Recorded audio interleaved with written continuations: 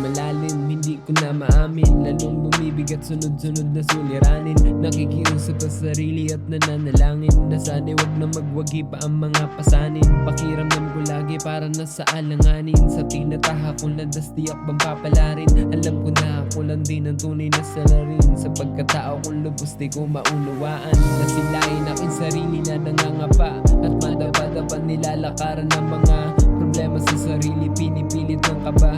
Kailan ko ba matatanggap ang lahat ng ito? Gusto kong isigaw, ayoko na putang ina. Ngunit kailangan tanggapin na ang lahat ng ito ay parte laman ng pagkabuhay. Sa bandang huli ako lang din naman nakasagutan.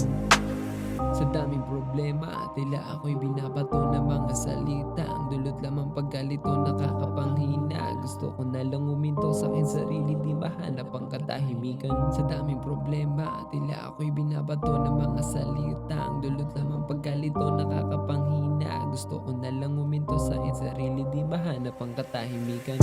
Sa aking paglalakbay patungo sa hangarin, may kalaki palang mabibigat mapapasakin. Ang kalungkutan na tanaw ko sa aking mata, malabo na maibalik ang dati kong saya.